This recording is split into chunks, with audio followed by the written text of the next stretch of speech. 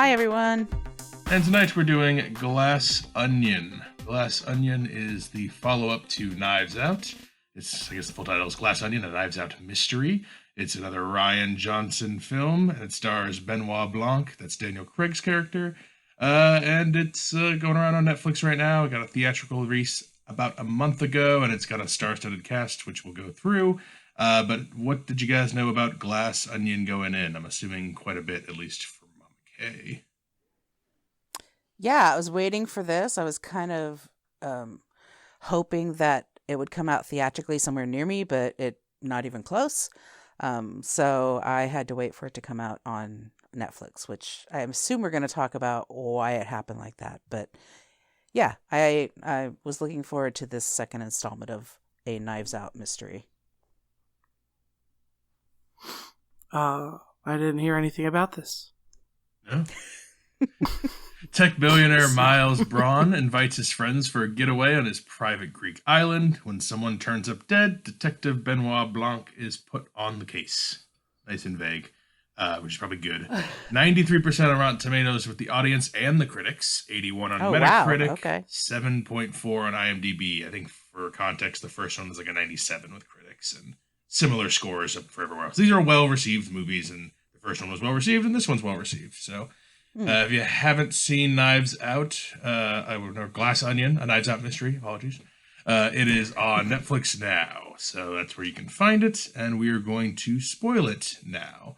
So this is all happening in May of 2020, so it's during COVID, and there is a little bit of COVID-y stuff at the beginning, and I guess the whole thing kind of helps that it's set up during COVID times, but it's not major part of the plot per se, but it is masks and stuff, whatever.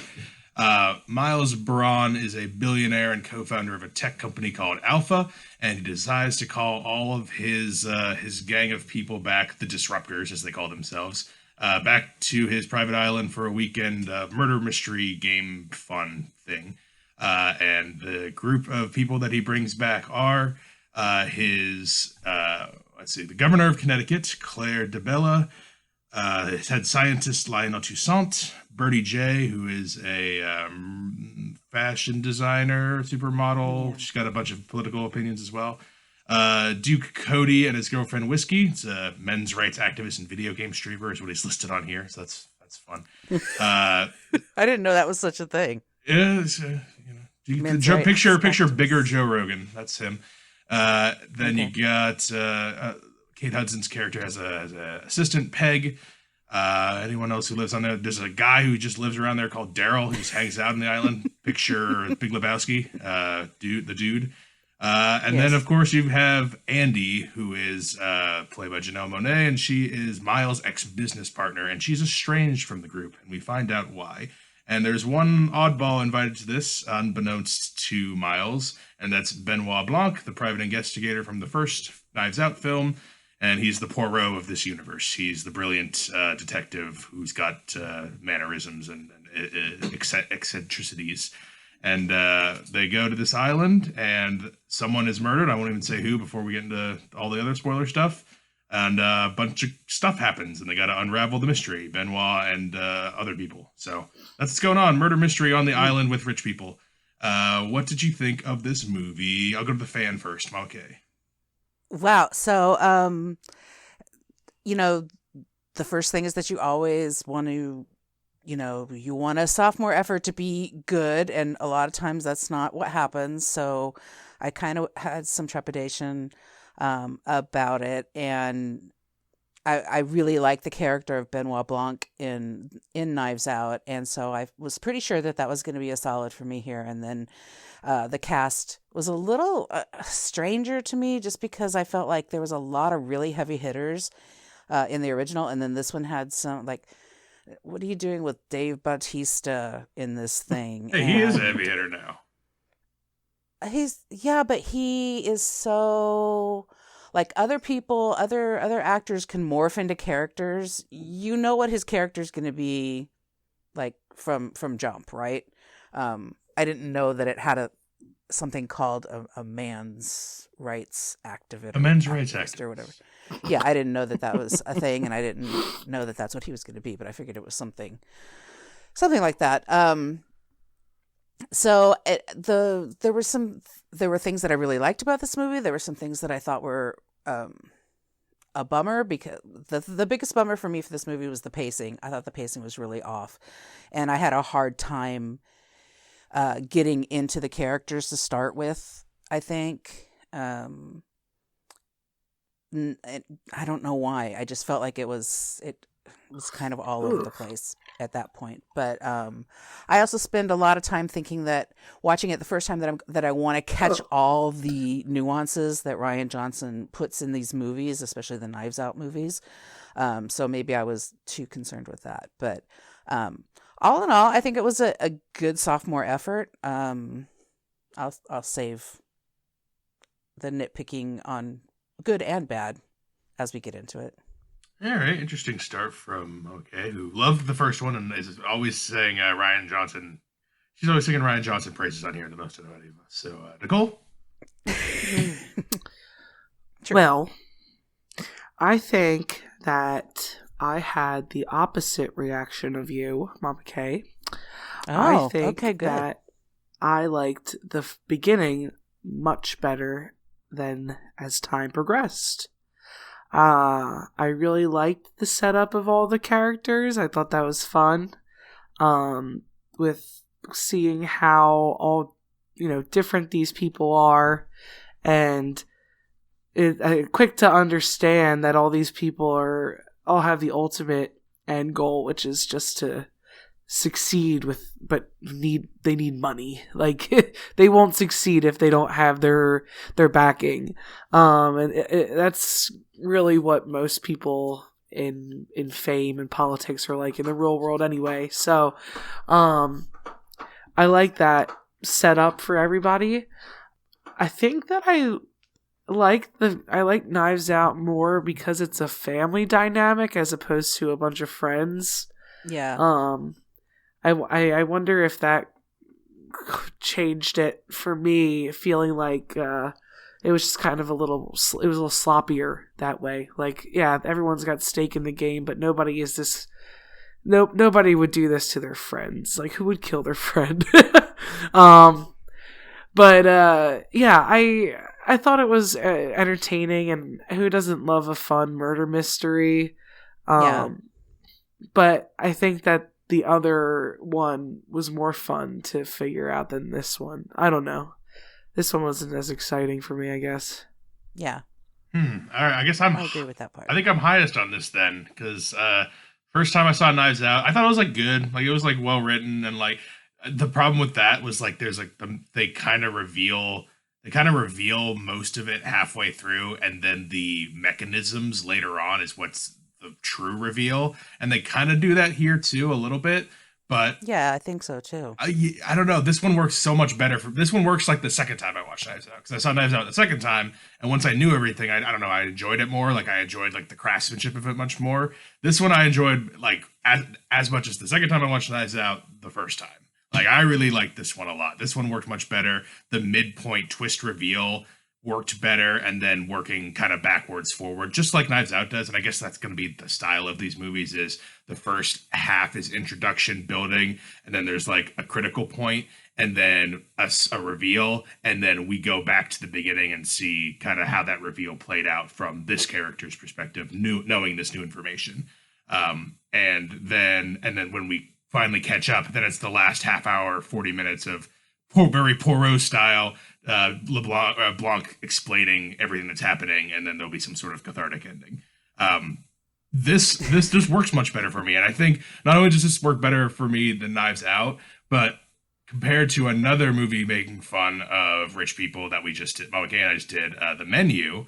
This is that Mm. kind of skewering of the rich that I think is much more accurate, and it gives our characters more agency, and it makes more sense to me. And I'll go into that more as we go. But the setup is they all go to the island, this beautiful island. All the guests have gone home, and or not the guests. All of the staff have gone home. So it's literally just the people on this island that are the rich people, the people in the inner circle. And I like all this sparring and stuff in the beginning. It sounds like that's was Nicole's favorite kind of part too, learning everyone's pieces and going on. And then the midpoint, it keeps like the midpoint for me is just a better reveal than the last one, because then I mean, I guess we can talk about Knives Out, the original too, because I'm assuming most people have probably seen that if they're watching this. But like the midpoint review on that one is like the main character, Ana de Armas' character, is responsible for the murder in quotations, but then we find out like, oh, that's not exactly true. And in this one, the midpoint twist, again, we're in spoilers, is that Andy, the estranged woman from the group, the co-business partner of Miles, the real founder of the company, she is not the person we've been spending our time with. It's her twin sister, Helen, which sounds almost trite, soap opera-y, terrible. But it doesn't feel like, for me anyway, it doesn't feel like that in the movie. What did you guys think of this setup? And like, that is like our midpoint twist. What do you guys think of this? Yeah, the whole twin thing is really played out. I feel like there's a lot of this movie that feels, Knives Out for me was all new, all fresh. This doesn't feel like that to me at all. This feels like, it's even taking place on an island that is supposed to be in Greece, but it looks a lot like the Caribbean.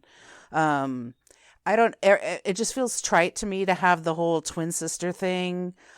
I also figured out a point of the plot, and I said it out loud, and it was like, nah, that's not what's happening. And that was exactly what was happening. And I was bummed about that, because I felt like Knives Out was a smarter movie. I never really knew what was going on in that movie. So, yeah, but didn't you find that perhaps they were doing that on purpose? I mean, they made it a point to show how stupid that the main guy could be. Basically, took word for word what the detective said and kind of executed that plan. And you think it was on purpose? You know what I'm talking about? The twin part, or are you talking about the part where? Yeah, I mean, it seems like it's kind of tongue in cheek to make it this corny, like it's on purpose. Well, yeah, the whole thing is glass onion, like, and he says it over. Benoit says it over and over again. It seems like it has a lot of layers. It seems complex, but it's actually extremely hollow and transparent. And then at the end, I mean, I guess you're kind of talking more about the second review, Nicole, of who the real killer is, and like, but like, I don't know. Like I think I was confused at Knives Out. Like confused. Like I didn't feel like intrigued and mysterious. I didn't know what I was supposed to be doing in Knives Out. Like once we find out in Knives Out, Ana de Armas is the killer, then we have to figure out who the real killer is, or like how it all really happened. But I don't feel that tug, so I just kind of feel meandering until the reveal comes. Whereas this one, when the twin part comes, I'm enjoying all that 30 minutes of twin stuff and like watching her play her sister and herself. And then the final reveal, I did not see coming in this one. So I don't know. That all kind of worked for me. I felt like I knew what was going on the whole movie. Like I feel like I knew what was going to happen. Did you figure who the end bad is? Okay. Yeah, and and it's kind of the fault of Rian Johnson, honestly, because he. I mean, I don't know how far you want to. I feel like I'm going too far forward now, but the bad guy can't have an iPhone, and so this guy that winds up being the bad guy in this only communicates by fax. I mean, okay, yeah, it's pretty sloppy there. Is it sloppy, or is it just another eccentricity? It's almost too cute. And that's might be part of it. This is like too much for me. This is almost like I don't know. The characters are too twee. It's too, and I'm comparing it to the first one. I enjoyed it. I enjoyed this one a lot. And as a murder mystery, I think it works fine. But I think for me, it's the characters that I don't enjoy as much as I liked in the first one. I don't, I wish some of the minor characters actually had more. I really liked Peg. Peg didn't get a whole lot to do. Whiskey didn't get a whole lot to do. But they were almost more fun to watch than some of the bigger characters in the movie. Janelle Monáe did a great job, and she carried the movie, I think. Benoit Blanc was too silly in this movie for me. I didn't like, there's people who are like, this is real, you showed him more of his character. I felt like he was way too silly in this film. No, I just totally disagree. I like this direction of his character. He needs to be, because I like him more Columbo-y and a little more old school Poirot-y, where he's a little more he's a little more silly. Like he is. I like the sillier version. Him in the first one is still very good, and he still has shines of that. But I think this one, our introduction to him is he's in the tub smoking cigars, like, and he's playing Among Us with Kareem Abdul-Jabbar and Angela Lansbury and Natasha Lyonne. Like, it's just like that's our introduction. That's our new, like, this is our version of Benoit we're getting in this movie, and I think this is the path I prefer because it gives it's more personality. Can you guess who my favorite character is? I actually don't know off the top of my head. Just take a guess. I'm going to guess that it's Daryl. Which one's Daryl? The slacker who lives in the island?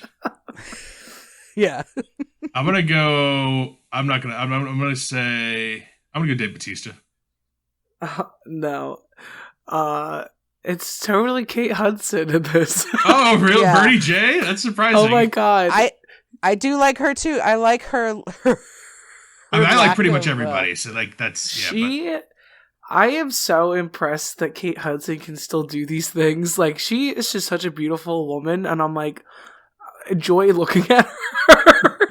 Yeah. And they put her in this position where she is supposed to be this washed up supermodel, but like she's still absolutely beautiful, and she didn't. I know she's supposed to be kind of stupid, but she's not stupid at all. She knows exactly what she's doing, I think. But I really like her sweatshop stance. Sweatpants. I know. But she has great bits like that. Like that's her character's so entertaining. Yeah, it's keeping her relevant though. People are still talking about her, even if she's a washed up supermodel. Yeah, people still are talking about her. She spouts off all of her politically incorrect opinions all the time, and that is something I wish there was a little bit more of. Was Jessica Henwick's character trying to wrangle her and like keep her from like when they find the secret, she reveals the secret phone. Like there's sprinkled in. I could have used more of that, but I gotta get this. Like her mask when she walked up was just a piece of mesh. Yes, yes. I told Nicole, like, oh look, they're gonna have masks. Let's see what each person's mask is, so I can like to tell us more about that character. And Benoit's is a polka dot, and Leslie Odom's characters is just a plain black mask. Catherine Hahn is a plain mask, but she's like has it down around her nose, and she's constantly fiddling with it up and down. Like I'm just like perfect. These are like little character details, like from all these guys, and then obviously Dave Bautista and Whiskey have no mask. So like it's just like you're getting introduced to these characters through visuals as well as like their obnoxious meeting scene at the beginning where they solve the puzzle together. I liked when I say I didn't like the beginning. I like the we didn't talk about that. They all get this invitation, and it's this giant puzzle box that they have to figure out how to open. And really, the only one who figures out how to open it is Lionel, right? Yeah. And then he has to get online with everybody else to tell them. Well, and Duke's to tell mom. them how to do it.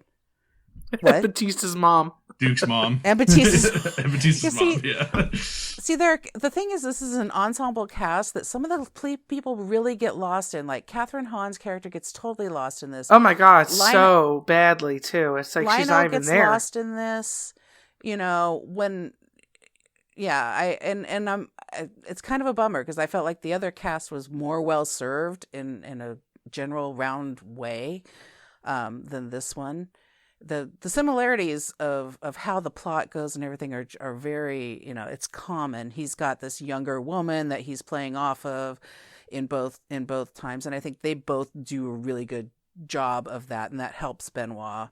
And having Ed Norton as whatever he is, and the thing about it still has so many clever things, like Edward Norton in the beginning when he's saying all these words that don't make any sense to me. I'm right. Like, why is this happening? Why is he saying these words that don't exactly exist? See, maybe you're smart. You must be smarter than me because, like, I like the sycophants just accepted it as he's just using smart words, like whatever. Like I get what he's saying, and then but those weren't words at all, and that was the whole. I know, point but why is he saying these things? But that's the thing is, like, I'm watching it. It was like, it's close enough to a word. I get what he's mean, and I don't pick it up. That's something that is a clue that goes over my head because I am like the other, or not. You know what I mean? I'm like I am the common person watching this. Like, oh yeah, rich guy must be saying it. He must he must know what he's talking about. He must know, and he's got this island to himself. Yeah, right? Like that must be a word that's out of my vocabulary. He couldn't have possibly said a wrong word. Like that's what I think. I guess he's got these like things that he overlooks. I mean, I don't really get the Daryl character. Was he supposed to be a red herring or something? I think he's just a red herring. I think so too. I think that was he was in the first Knives Out, so I think that was he? Noah Sagan's. He's just his buddy. He's in all of Justice movies. Yeah. Oh, okay. Well, I didn't like that part. I knew you would. I was like, okay, it's like your favorite character is Daryl. I'm like, no, you don't know Nicole at all. Nicole hates those kind of characters who are just in there for no reason, being it's stupid. a waste, and it wasn't funny. Yeah, that's what I figured.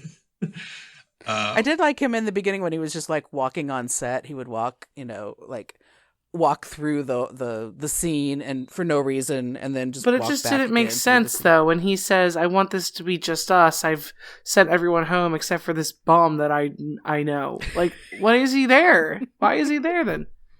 It's a red herring. Yeah, exactly. It's just some other guy he knows, and just another clue. There's nothing more to it than that.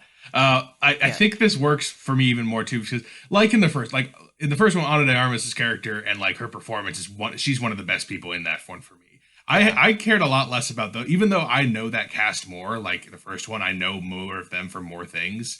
This cast, there's something about their agency that takes more. Maybe it's because we're coming off of The Menu, where my biggest complaint about The Menu is that none of the rich people take agency and try to do anything. In this movie, it's all about them scheming all the time. And that's what I want. And that's what they should be, because that's what these people would do. These people have all smarmed and ass-kissed and lied and defended liars on their way up to the top. And it's calculated. It's on purpose. They're not just bumbling their way to the top.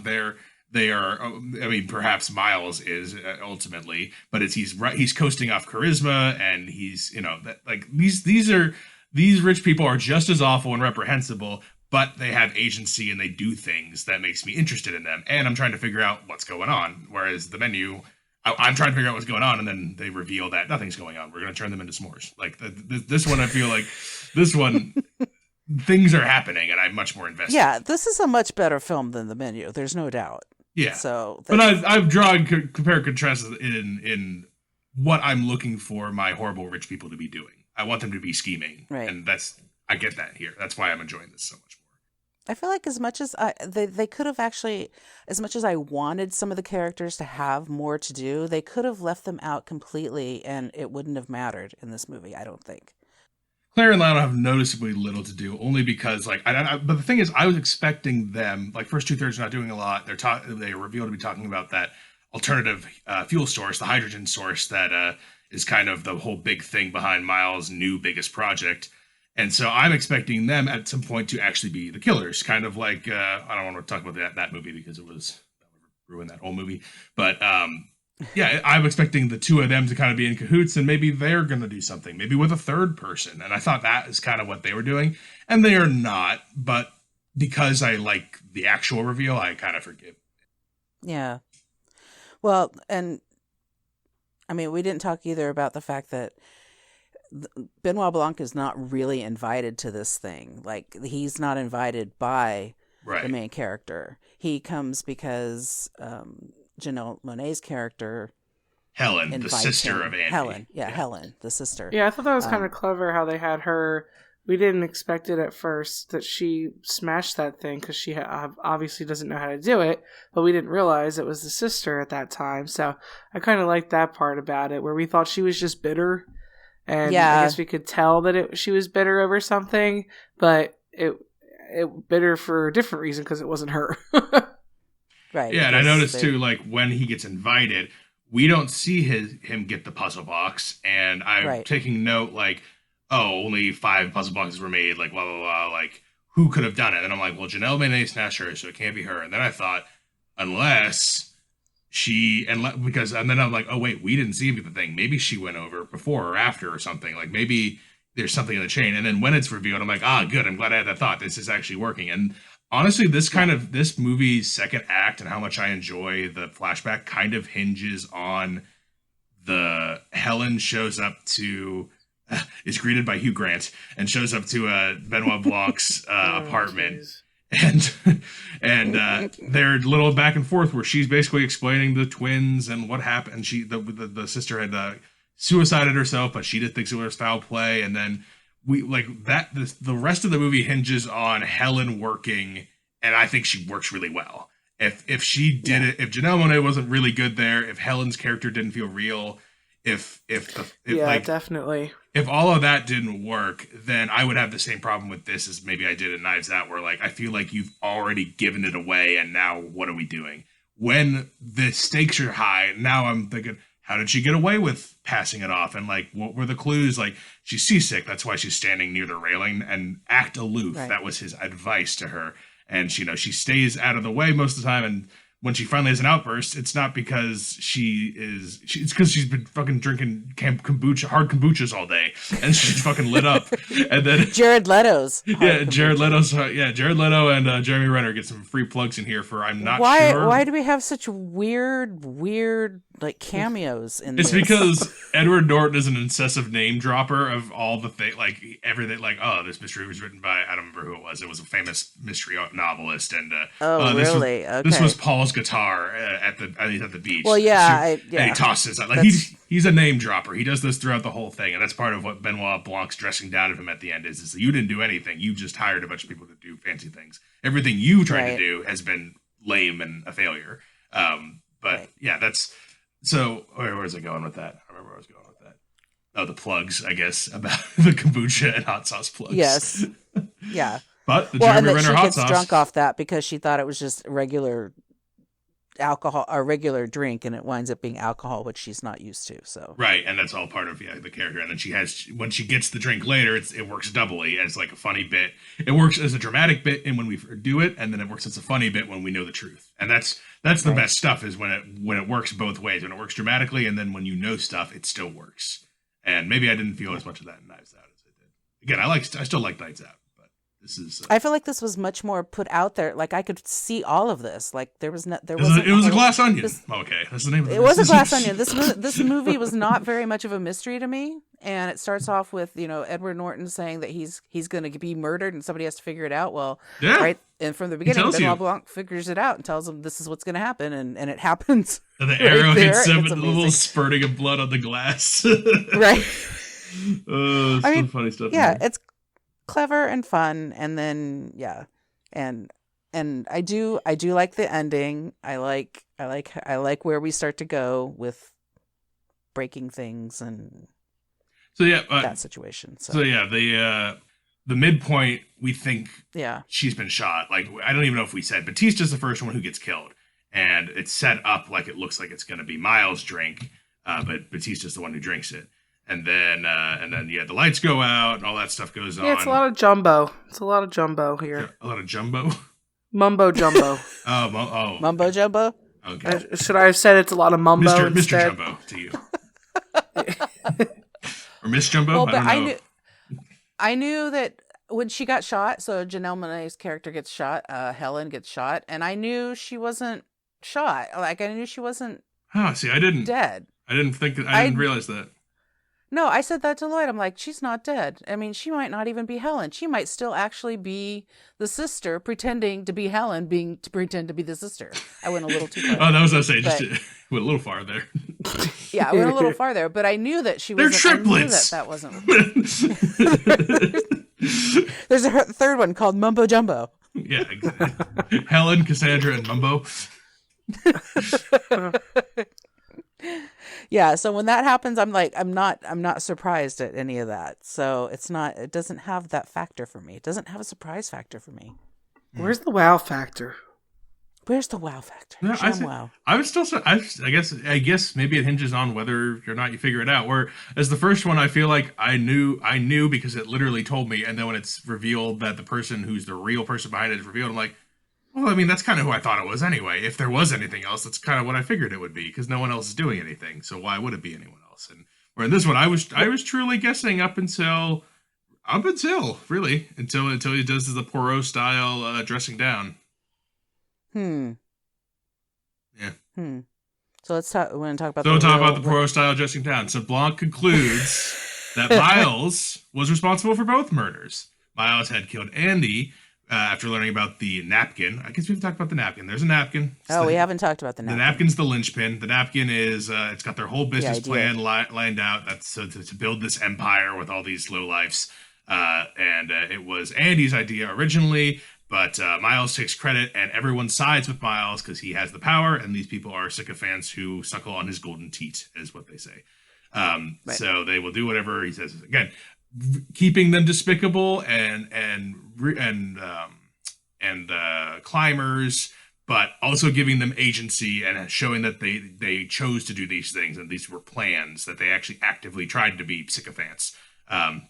Just pointing out how the menu fails. After news of Andy's death is released online at the party, though, where there's no phones and it's been kept under wraps for a few days, this is where Duke realized that Miles was responsible and he's going to try to blackmail him into getting him a big thing on his talk show. It's some sort of, I don't know, Newsmax, some sort of news show, kind of thing. Yeah. Daily Wire kind of deal. So this makes Miles poison him, exploiting his food allergy, the pineapple. He says no pineapple in the beginning. He has a little pineapple in that drink. We heard about it.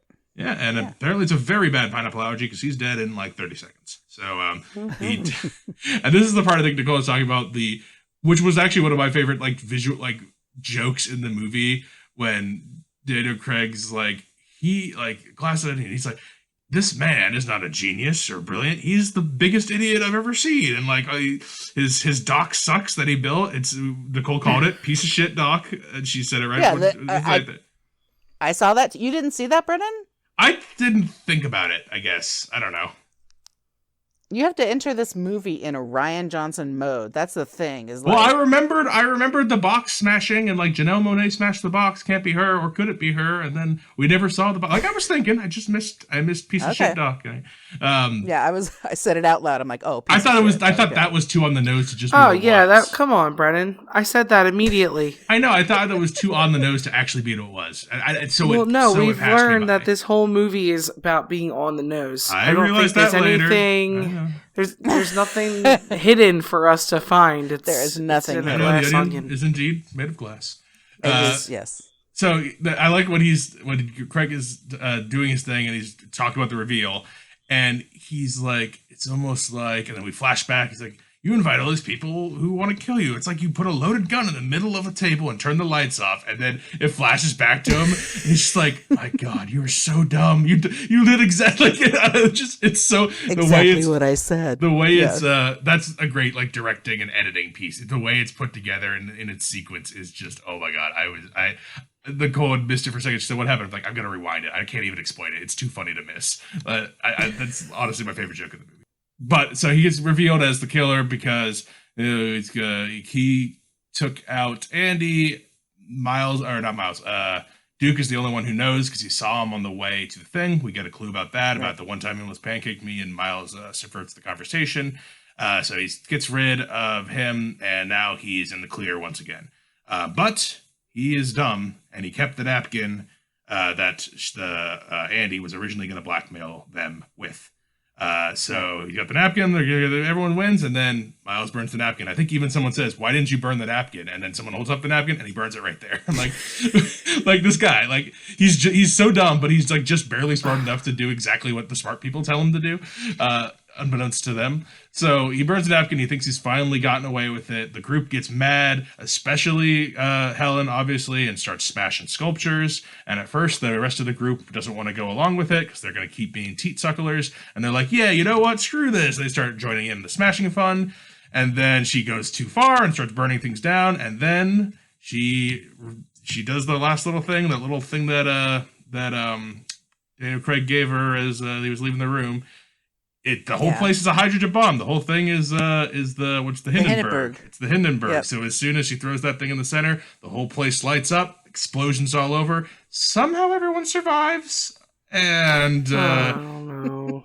Yeah, and then the Mona Lisa is destroyed. There's a whole bit about him. He loves the Mona Lisa, so he rented the Mona Lisa because he's a billionaire. Not just the Mona Lisa, the whole house is full of very expensive artwork. Sure, and that's what they're all smashing all the time, and he doesn't give a shit until the Mona Lisa's in the picture.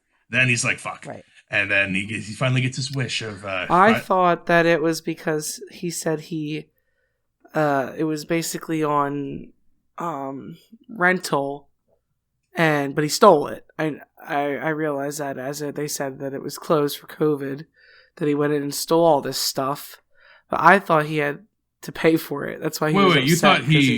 you thought he stole all this stuff? I thought he did rent it, and they rented it to him because the museums No, were I closed thought for he said COVID. that since the Louvre was closed for COVID, he went in and took everything.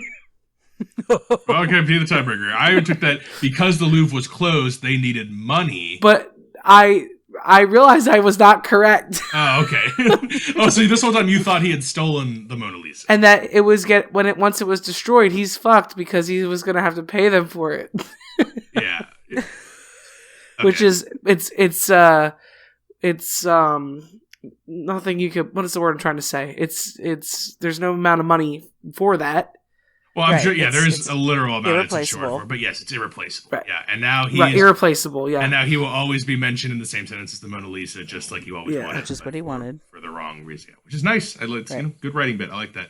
Well, and who winds up being actually these people they call themselves the disruptors, or he calls them the disruptors. I forget, but who's really the only disruptor in this thing?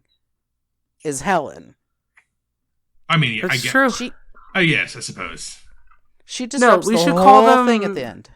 We should just call them all the backstabbers because they fucking backstab Andy and leads to her death, and then they go and backstab Miles once nothing is to their benefit anymore. They're just all backstabbers. They're all scumbags. They're social climbers. Yeah. Their allegiance is with the leeches. highest bidder. Yeah. Which that again. Now I'm relating more to these. I'm like, I get it. You know, sometimes you gotta kiss ass and be the first mate to someone who's an insane person. But you know, the insane person can get you things. I get it. Yeah, to this extent though, come on. I don't know when I would have bailed though. I'm putting myself now in the shoes of these 4 or 5 coattail riders who are mediocre but good enough to feed their ego and are along for the ride, and now they're currently have some problems with their stuff, but like especially the one's a governor, the one's the head scientist of the company, like they're doing fine, and yeah, Birdie J gets herself into shit, but that's her fault.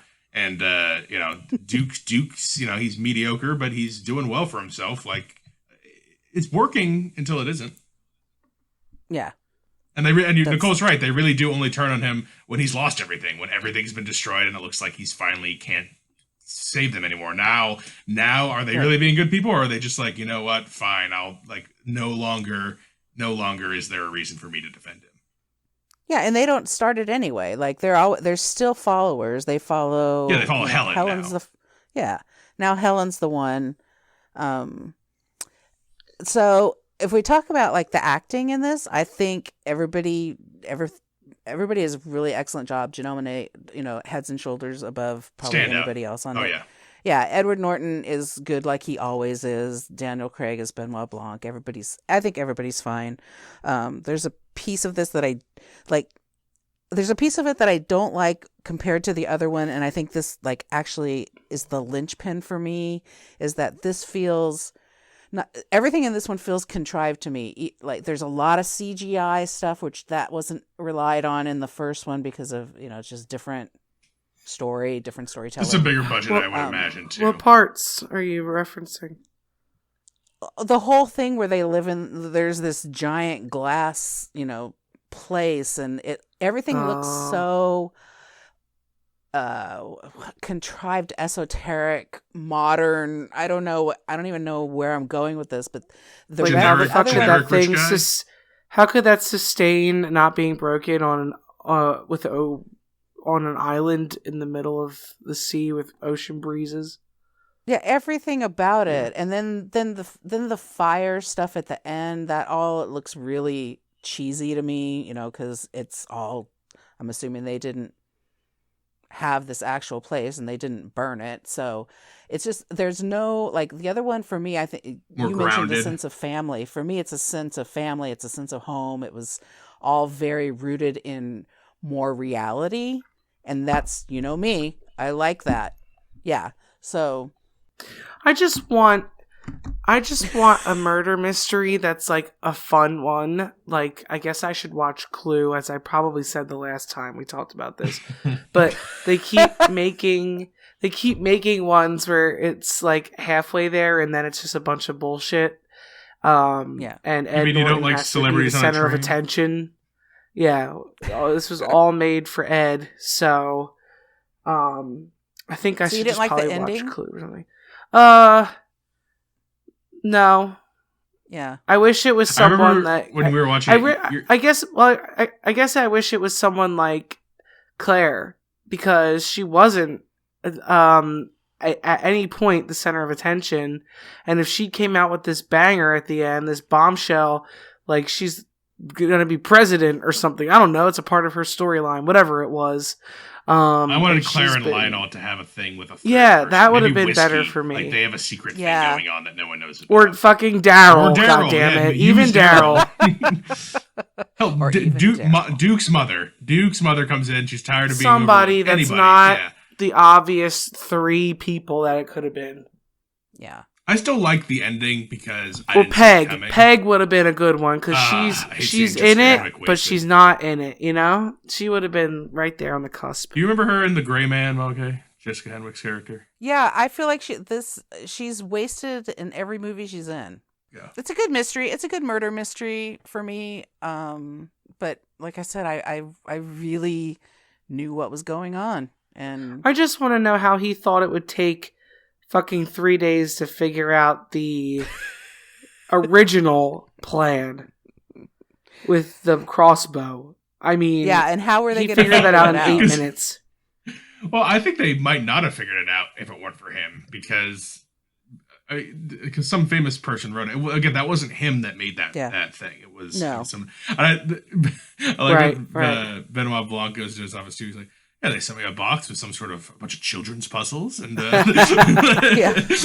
it takes like all these people like hours on the phone on a group phone call to try to figure out what it is, and he's like, yeah, children's puzzles."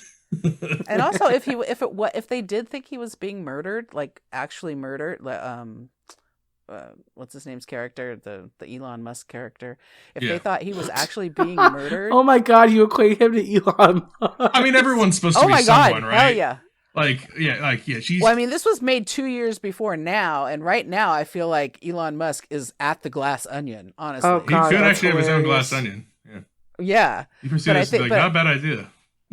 Yeah, but I'm thinking that if they go in on an island and this guy actually does get killed, I feel like all of them are like, who cares? Okay, how do we get his money? That's all they care about. They don't care about who killed him. Oh my gosh. It's like everyone's is lampooning a person. Like Duke Yes. Cody is supposed to be a Joe Rogan-y type kind of guy, or who's that guy? The meat guy, Liver King. So that guy, YouTube guy who just got. I don't know what you're talking about. Yeah, you're too Yeah. old for that kind of. Oh my god, you are so fucking rude. Birdie J is supposed to be like a Kellyanne Conway and Coulter kind of person, like pretty person before, and now they've become a monster. I don't know. Like I don't think No, so. I feel like she's just like a influencer. She's like a Kardashian model. or something. but she's Yeah, got she's got something more like a that. politically incorrect lean, and that's got to be part of her. That's the crux of her. So like a Tommy Lahren or someone. I don't know who that is. Maybe. I feel like Oh she's my got a. God, I think it's less a Brennan. politically incorrect lean than it is her just being not very smart. Well, she is an idiot. Sweatshop sweatpants.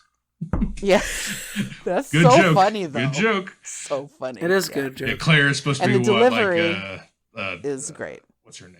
The Massachusetts senator Elizabeth Warren, maybe, I don't know, something like that. Like they're all supposed to be someone like that, right? Pick a politician. Any politician. I was and just that's doing Claire's that because character. New England white lady, but yeah, I get what you mean. Yeah, All right, well, we yeah. I recommend think they all are, but No, wait. Okay. Mama K wanted to ask. Fuck! I just thought. of Okay, it. what do you want to ask? Wait, I don't know. stop. Hold on. Oh my god! Wait, this was something that you. Oh! Why you wanted to ask why you think it came out on Netflix or something now? oh yeah. So what is the deal with this? I feel like I'm blaming the reason I don't like this as much is because it's on Netflix and Netflix doesn't want it to make money. I don't really understand That's a really what I'm weird saying. thought. But no, why would this not be a general theater release like Knives Out? I mean, look at the critical acclaim for it, audience acclaim, everything. Why wouldn't they release it? Here's the answer. In March of 2021, Netflix outbid Amazon and Apple at an auction to acquire the rights to film another sequel to Knives Out for $469 million, with Johnson returning as director and Daniel Craig reprising his role at a budget of no less than $40 million for the first installment. And so they got producers, and a losing bidder, guessing either Amazon or Apple, called it an inexplicable and mind-boggling deal. Basically, Netflix paid through the nose, and Daniel Craig and Johnson took paychecks. And why were those three the only option though? Why are things not being released in the theater? Why? I guess they were it's gonna like, be on Apple, it's going to be on Apple Plus. If it's going to be on Amazon, it's going to be on Prime. I don't understand. I'm guessing Lionsgate, who is the production studio behind this, probably did an estimate and thought, well, the first one made $311 million on $40 million.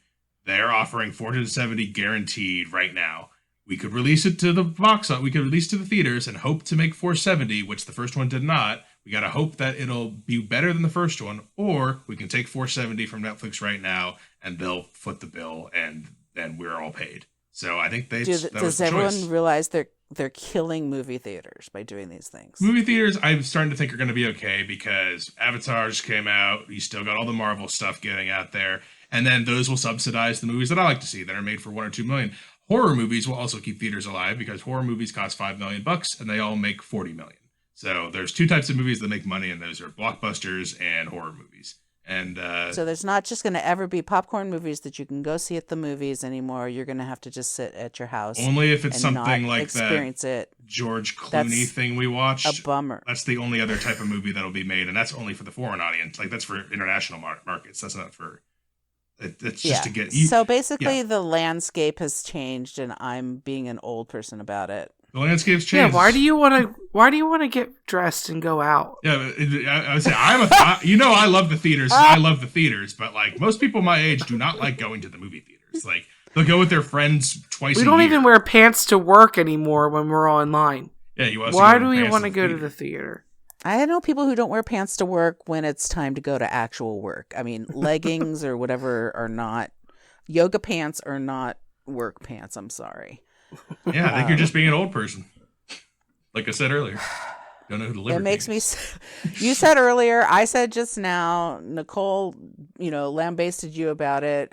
She's not going to attack me because I said it about myself, but I think yes. And it here comes it just makes me sad.